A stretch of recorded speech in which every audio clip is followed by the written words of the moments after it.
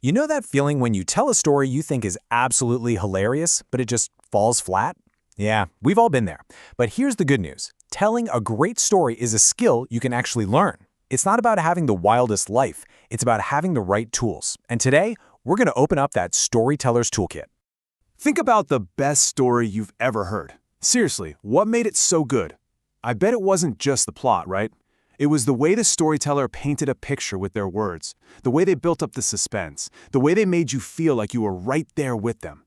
That's the real magic of storytelling, and we're going to break down exactly how it works. So to see these tools in action, let's check out a pretty simple story from a guy named Andy. It's just a childhood memory. You know, him, his sister, his granddad, and a few cans of paint. It's a classic. So right off the bat, Andy sets the scene. He uses the phrase summer holidays, so we know when this is all happening. Andy introduces the main players, himself, his sister, and his granddad. This isn't just basic info, it's the foundation of the whole story's world. And this is where things take a turn. The kids are bored, so they start exploring. They stumble upon their dad's paints, and bam, they have this brilliant, if maybe a little misguided idea. They're gonna paint the house. This is the moment the story really kicks off. And then comes the moment of truth. The granddad is embarrassed, the kids are totally terrified, but the dad, he's surprisingly calm. Can you just imagine the relief? It's these little emotional details that make the whole thing so human and relatable. So, that's the story. Super simple, but it works, right? But why does it work? Let's pop the hood and take a look at the engine. What are the actual nuts and bolts of this story that make it so effective?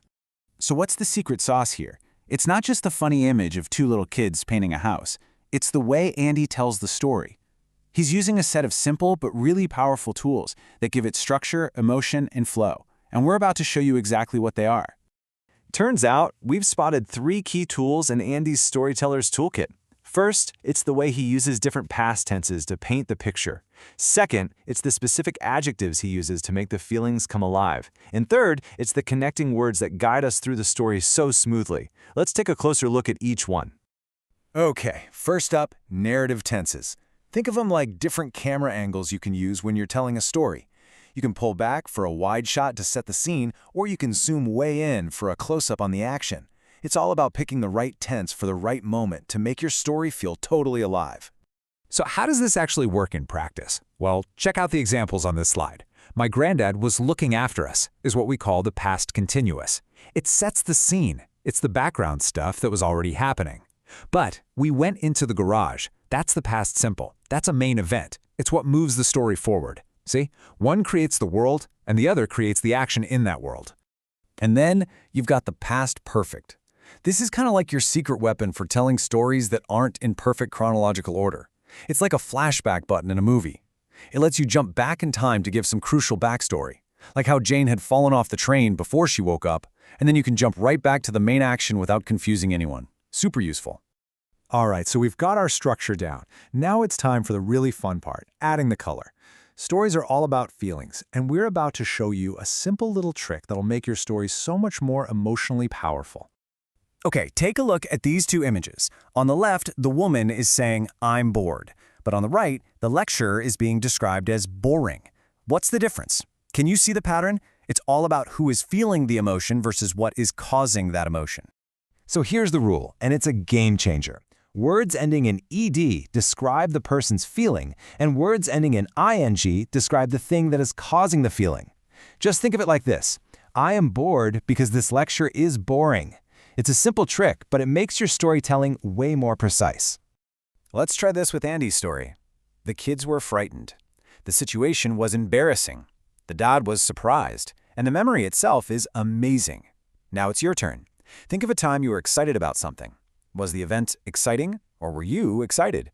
See? It just clarifies everything. Okay, so we've got our structure and our color. Now we just need the secret ingredient that makes a story flow like a river instead of a series of clunky sentences. I'm talking about linking words. These are the little words that connect all the different parts of your story and make it feel like one smooth, cohesive whole. You should think of these words as the GPS for your story. They tell your listener where you're going and how you're going to get there. You know, one day is a great way to kick things off. While is perfect for when you want to describe two things happening at once, and in the end is the perfect way to wrap it all up. Let's just see how these words actually build a narrative. You can start with one day to set the scene. Then you can use while to add a layer of complexity. As soon as is fantastic for building suspense and showing a quick reaction, and in the end is the perfect way to bring it all home.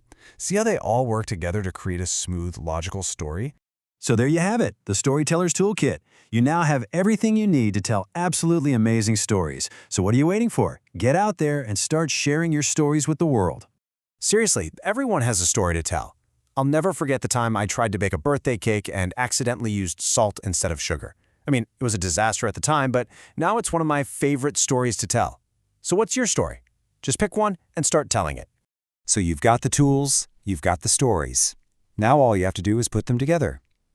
As the author Philip Pullman once said, after nourishment, shelter, and companionship, stories are the thing we need most in the world. So go out there and give the world what it needs. Tell your story.